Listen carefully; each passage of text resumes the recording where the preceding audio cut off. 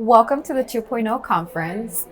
It's a pleasure to have you here. Congratulations. Thank you, Cece. Of course. May you go ahead and start off by introducing yourself and your organization? Sure. My name is David Ronn. I'm CEO and co-founder of Zecurity Technology Corporation. Perfect. Thank you for that. And you are an Internet 2.0 conference honoree. How did it feel to receive recognition for all of your accomplishments? It was very nice. It's always nice for people to give you some recognition, right? So, That is true. And what advice would you have for someone that wants to follow in your footsteps? maybe the biggest advice would be every no gets you closer to yes. You've got to be very stubborn and just keep pushing and believe in what you're doing and just put one foot in front of the other and keep marching. Keep at it. Perfect. And David, how has your learning and networking experience been so far at the 2.0 conference? It's been really good. We've met a lot of excellent people at the Internet 2.0, really from all over.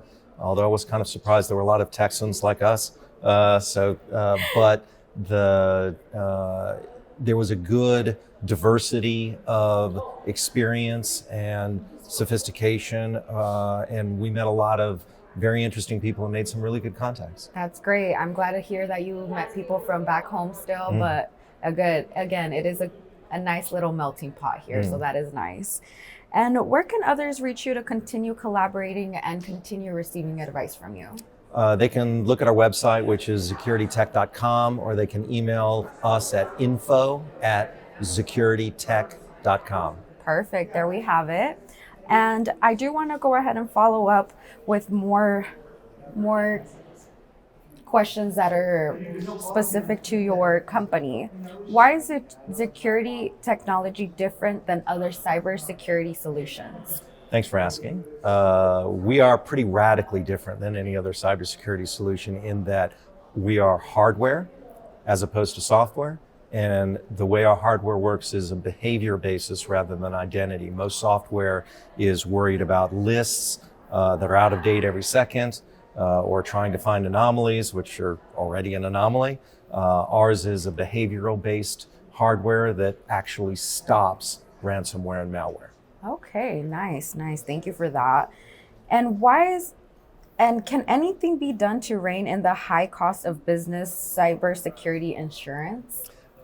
Believe so. I think our hardware can really help with that. Part of the problem is because penetrations or intrusions from ransomware and malware are essentially inevitable in today's world. So the cyber insurance, they're not very good policies, and they, as you say, they cost a lot. So to the extent that our hardware can be adopted by a company, we believe that then they could go to their insurance carrier and say, look, we've got a solution. We've got something that's actually stopping. The insurance company would then be able to write a more specific cyber policy at lower premiums. So we think we're part of the answer to the cyber insurance issue. Perfect. Well, it looks like it's like a hand-in-hand type of thing. We hope so. Yeah. And my last question for you is, how long on average does it take someone to determine that they have malware or ransom software? Believe it or not, Cece, the average time to identify and contain a data breach is 277 days. So ransomware or malware gets into your system. Wow. It's floating around for a long time. They're looking at things, they're understanding your system, and it's what's known as a zero-day threat in that it's not an anomaly yet, it hasn't done anything, but then they can strike at any time. So it's a long time before someone knows that something's in their system. That's almost close to a year, just based off that number. It's pretty crazy. Wow. Well, thank you so much for being here again, and it was a pleasure to have you here, and thank you so much for all that information. Thank you, Cece. I really appreciate it. Of course.